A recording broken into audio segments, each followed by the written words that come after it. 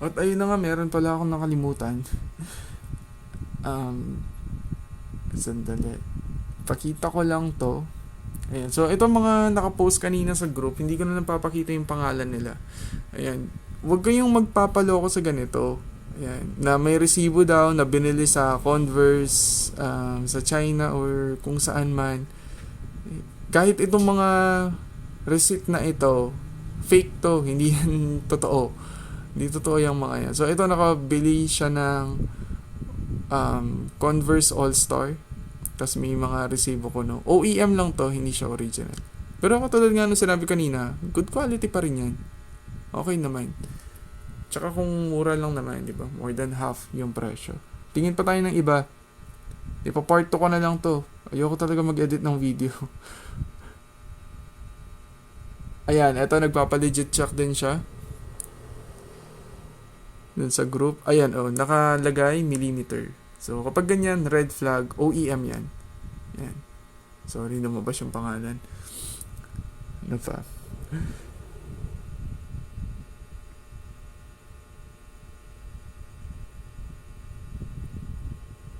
Ito, legit check natin to. Ngayon ko lang to nakita eh.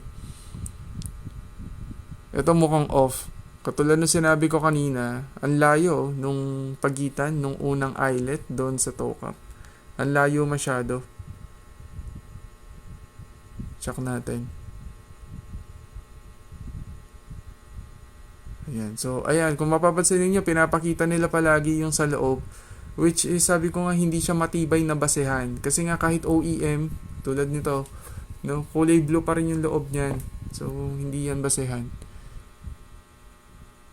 At, ayun na nga. Nakalagay ay CM. Pero N70, 1903. Yan natin.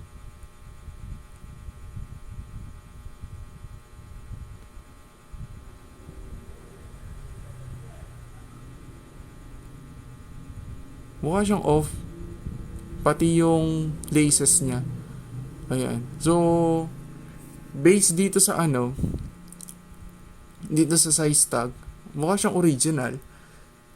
Pero pag tinignan natin yung ibang parts ng sapatos, mukha siyang off. Ayan. Yung niya, yung kanyang laces, tsaka yung layo. I mean yung space, no? Yun. So, ito, alanganin ako dito. Pag ganito, naalanganin ako, usually di ako nagko-comment. Tingin pa tayong iba.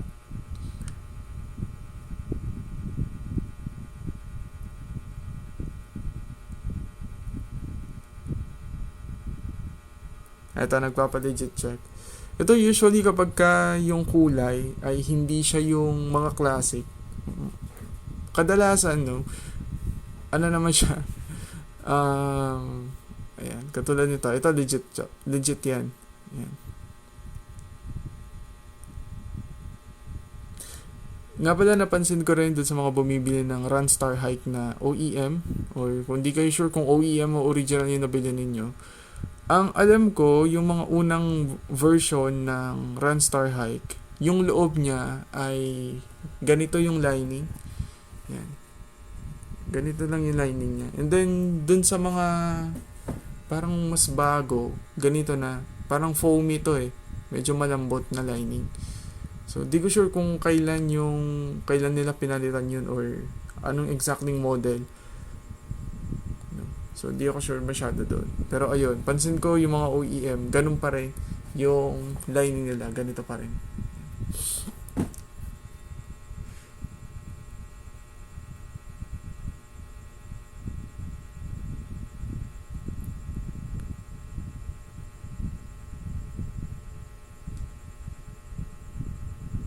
Ito last na natin. Ito medyo mahirap to. Kasi medyo na siya, lumang-luma na. Yeah, so Based tayo sa size tag niya. Ayan, made in China, mapapansin ninyo. Tapos, hindi masyadong malinaw. Pero, probably iba yung code dapat nito. Dapat yung code nito hindi CV1 kasi made in China. That's 26 centimeters.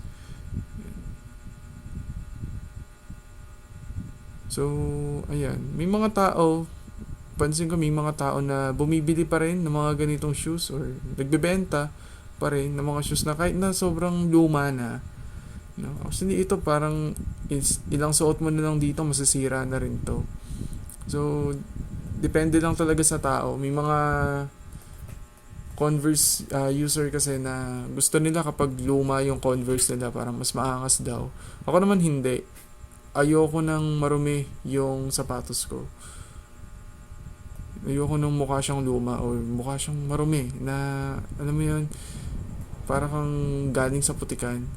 So, yung iba tao naman gusto nila yun. Actually, may mga design pa nga yung Converse na marumi na agad. So, nakita ko nga nung isang araw sa Lazada yun eh.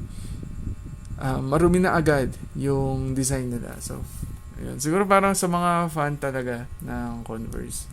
Ayun. So, yun lang. Yun, final na talaga yun. Wala na. So, pag may mga tanong kayo, ayun, try ko lang ding sagutin. Nga pala, hindi ako expert no dito sa mga to. So, based lang to sa experience ko din, yung mga nalalaman ko. Kasi nagbenta rin ako ng mga shoes at nahilig din naman kasi ako sa mga Converse. So, yun lang so far yung mga alam ko.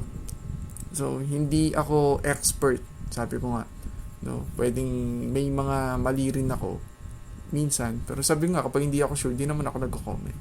So, yun lang. Maraming salamat.